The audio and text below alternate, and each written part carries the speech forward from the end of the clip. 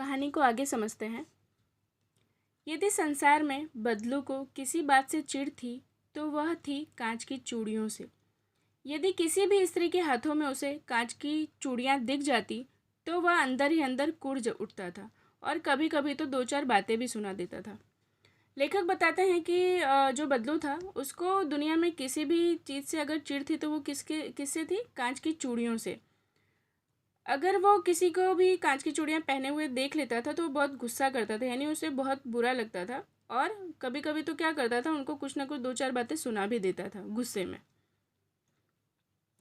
मुझसे तो वह घंटों बातें किया करता, कभी मेरी पढ़ाई के बारे में पूछता, कभी मेरे घर के बारे में और कभी यूं ही शहर के जीवन के बारे में।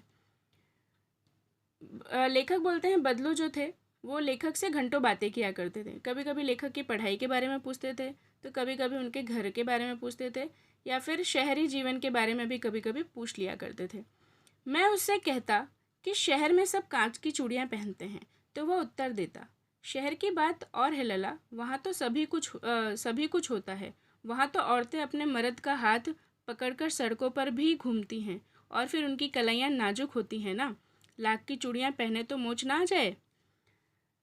तो लेखक से वो इन सब चीज़ों के बारे में पूछा करते थे, शहरी जीवन और ये सब के बारे में। फिर लेखक उनको कहते हैं बदलू को कि शहर में तो सब कांच की चूड़ियाँ ही पहनते हैं।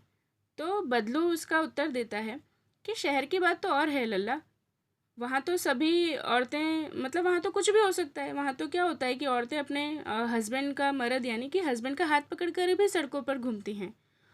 और फिर बदलू कहते हैं कि उनकी कलाइयाँ, यानी शहर की औरतों की कलाइयाँ जो होती है वो नाजुक यानी कोमल होती है ना, तो वो लाख की चूड़ियाँ तो संभाल ही ना पाए। लाख की चूड़ियाँ भारी होती हैं, अगर वो उसको पहनेंगी तो उनके मोच आ जाएंगी, इसलिए वो हमेशा कांच की चूड़ियाँ ही पहनती हैं। कभी कभी बदलू मेरी अच्छी खातिरदारी भी करता।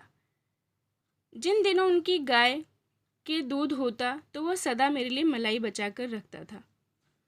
फिर लेखक कहते हैं कि कभी कभी तो बदलू जो थे लेखक की अच्छी खासी खातिरदारी भी कर दिया करते थे, और जिस दिन उनके घर गाय जो होती थी दूध देती थी तो वो हमेशा लेखक के लिए मलाई भी बचा कर रखते थे कि लेखक आएंगे और उनको खाने के लिए देंगे।